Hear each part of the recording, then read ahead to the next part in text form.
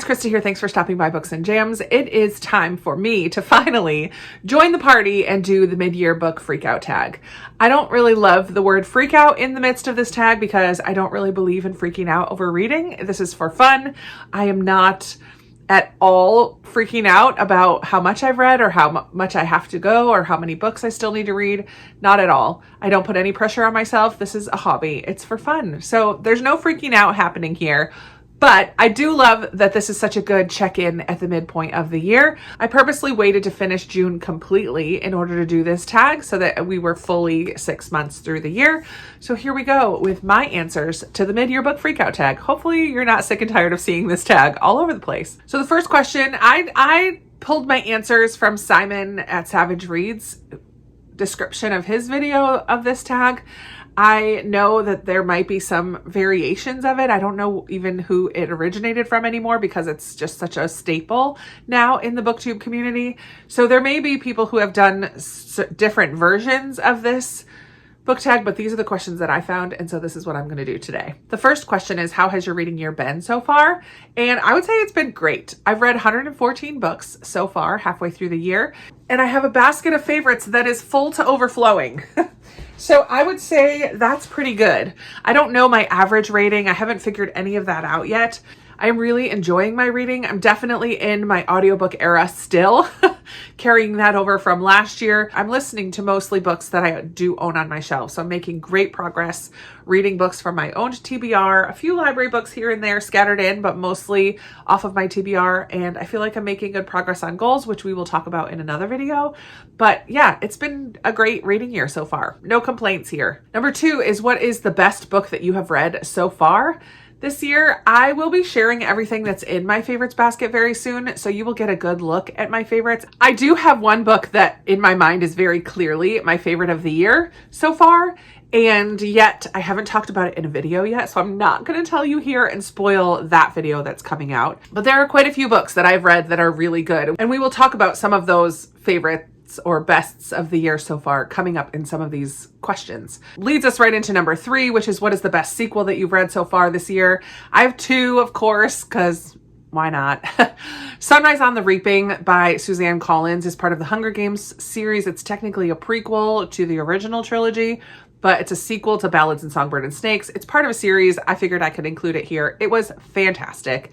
Brought me right back into that world, which I haven't been in a really long time. It was Haymitch's story and it broke my heart, and it was just such a fun reading experience. I really enjoyed that one.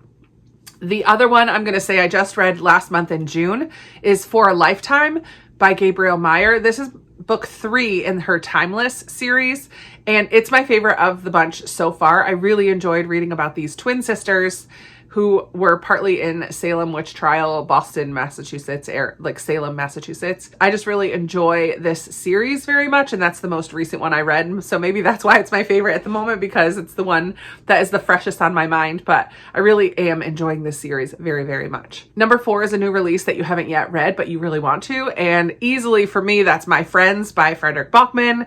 I have quite a few books on my anticipated reads lists that I've made for the first 2 quarters of the year, but I really, really would like to read My Friends. I am fully confident that I am going to love this book. So it's definitely one that I hope to get to before the end of the year. We shall see. And then number 5 is, what is a most anticipated read for the latter half of the year that hasn't come out yet? And I'm going to say Tuck Everlasting is a children's middle grade novel that I really, really love, and a graphic novel version of it is coming out in September, I believe.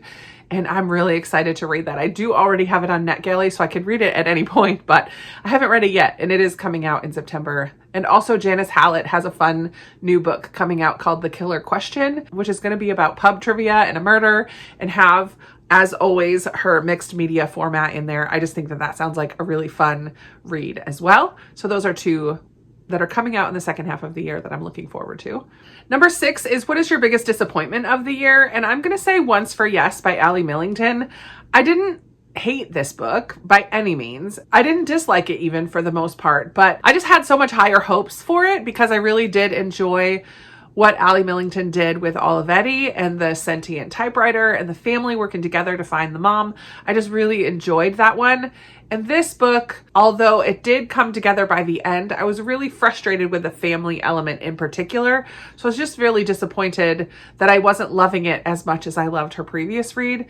And I still enjoyed it. By the end, it was okay for me, but up to halfway through or so, I just was really, really frustrated that nobody was sitting down to have a conversation. I was mad at the parents. Why are you letting your daughter suffer like this without talking to her and showing her any kind of comfort? It was just not my favorite. So, bummer. It was a little bit of a bummer for me. On the opposite end of that, we have what was your biggest surprise of the year? And I guess surprise could be positive or negative, but I will talk about 3 positive surprises that I had this year with books. The first one I talked about quite a bit in March when I did my Newbery weekend, The Wheel on the School by Mahjong Dejort. I forget how to say the author's name, but Wheel on the School is one that was such a delight. It just made me smile all the way through. I was really enjoying my time with that one, and I was not expecting it at all. I was not prepared to enjoy it as much as I did. Another one that was a big surprise for me is Ship of Magic by Robin Hobb. I was so hesitant going into this. I know I enjoyed Robin Hobb. This is the first book in her second trilogy, The Live Ship Traders. I really enjoyed the Farseer trilogy, which is the first trilogy. So I knew I would get along with her writing, but the whole thing is based around ships and takes place on a ship. And I haven't always liked books that take place on ships. I was very wary going into this one that I wasn't going to like it, but pleasantly, I was very surprised and absolutely loved it. Read through the audiobook of it very, very quickly, just a couple days. I didn't want to put it down. Yeah, I am a big fan. I'm a big fan, even of a ship book. And that was a surprise. The third one that surprised me this year is A Natural History of Dragons by Marie Brennan. I'm not a dragon person. Like, some people hear dragons and they're like, ooh, let me read that book. That is not me.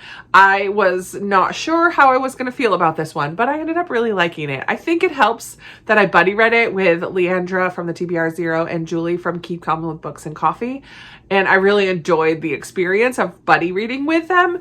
And that helped. That always helps leave a positive taste in my mouth, if you will, for books. But I did find that to be quite surprising how much I did really enjoy A Natural History of Dragons. Number 8 is Who's Your New Favorite Author? I don't know yet if these are going to be favorites, but authors that I've got my eye on now and that I'm very interested in reading more from them are Freya Sampson. I read Busybody Book Club by her this year, and I read The Lost Ticket toward the end of last year by her, and I'm just very eager to read Nosy Neighbors and The Last Chance Library, 2 others of hers that I have on my shelves. And I also am really enjoying Gabrielle Myers with her Timeless series. I've read the first 3, I believe all 3 of them this year. Maybe I read the first one towards the end of last year, but I definitely read books 2 and 3 this year so far, and I'm very eager to read more, and I would be interested in looking up other books by her and trying those as well. So I'm really liking Gabrielle Meyer and Freya Sampson as new to me sort of favorite authors this year. Who is your fictional crush is question number 9, and I often am not answering this question because I don't typically get crushes, and I still don't. I don't fantasize or I don't know, think of characters as real life. I don't know. They don't bring up that kind of emotion in me. But I did just read Some Like It Scott by Pepper Basham. And the main character in here is a very tall, husky Scottish man who's kind and loves the Lord. So I'm like, okay, maybe he's my fictional crush. I wouldn't complain. If that's what God brought my way, I wouldn't complain. Oh, man. But number 10 is who is your new favorite fictional character? And I'm going to say Theo from Theo of Golden. He's an 82-year-old man who moves to the town of Golden. I'm not going to tell you the whole story of the book, but he is lovely. The way that he makes friends and speaks truth into their lives, the way that he listens to people. There's so much about his character that I absolutely love and actually would love to emulate. I really, really enjoyed reading Theo of Golden and fell in love with Mr. Theo himself. Number 11 is a book that made you cry. Definitely Theo of Golden made me cry. And I feel like most books make me cry. I'm very quick to empathize with characters and get caught up in the story and tear up in a lot of books that I read.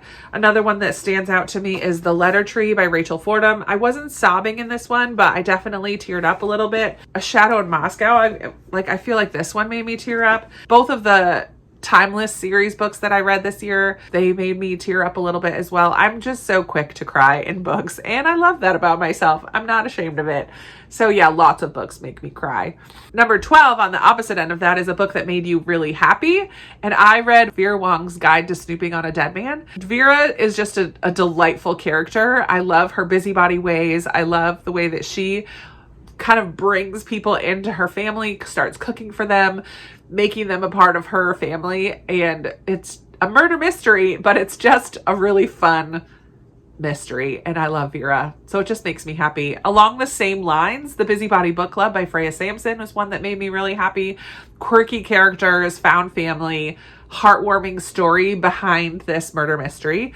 The Amazing Mrs. Polifax as well. I just think this is going to be such a fun series to kind of dip my toe into here and there. I'm not eager to binge the whole thing through because I do feel like they might start to be all the same, but clearly I'm in my lighthearted mystery, not cozy mystery, but my lighthearted mystery era, because I just am really enjoying those books this year. And yeah, hopefully I can find some more. If you know any more recommendations that are along the same lines, let me know. Number 13 is What is the Most Beautiful Book You've Bought This Year? And I was having a hard time thinking about what is the most beautiful book I bought. I don't have a spreadsheet for books as I buy them. I just kind of add them to my shelves. But then I remembered I picked up Moon Garden for middle grade March because this is one of our buddy reads for middle grade March, and I think this is gorgeous. Michelle A. Berry is the author. And then after reading this one, I couldn't resist, and I went ahead and bought Sea Garden and the third book, Ash Garden. And I think all of these are absolutely stunning. They're so beautiful. There's a little bit of shimmer to them. They're just gorgeous, and they look really pretty on the shelf together. Yeah, these are definitely the most beautiful books that I bought this year. And the final question for the mid-year freakout tag is, what books do you need to finish before the end of the year? And one of my big goals this year that I'm not making great progress on, little progress, but I really would like to read all the books that have been gifted to me since Christmas of last year. And I keep them separate up on my shelf, and I have quite a few up there. So I will just put 3 that I received earlier on this year. I have Sunlit Man by Brandon Sanderson, and A Short Walk Through a Wide World by Douglas Westerbeek, and The Maid's Secret by Nita Prose. These are just 3 that live up on my gifted shelf that I would really like to get to by the end of the year, along with a handful of others.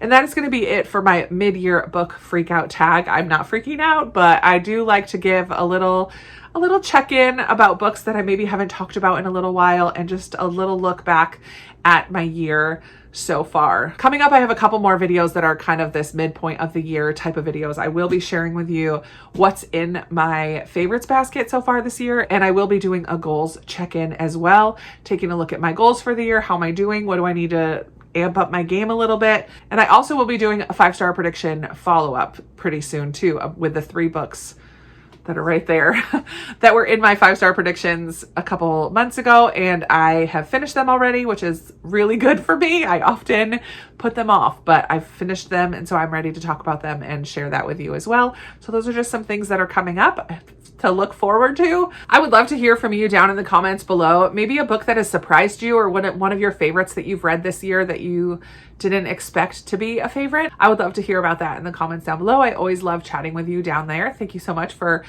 participating and supporting my channel by hopping down into those comments. And if you don't really have a comment to share, or you can't think of a favorite so far this year, put a little book emoji, because this is the mid-year book freakout tag. Put a little book emoji just to let me know that you are here. I love seeing who's here, and it does help my videos as well. It's a nice way to support my channel. Thank you so much. I really appreciate you all for being here, being a part of this journey halfway through 2025. Can you believe it? Thank you so much for watching. I look forward to chatting with you in another video very soon. Bye.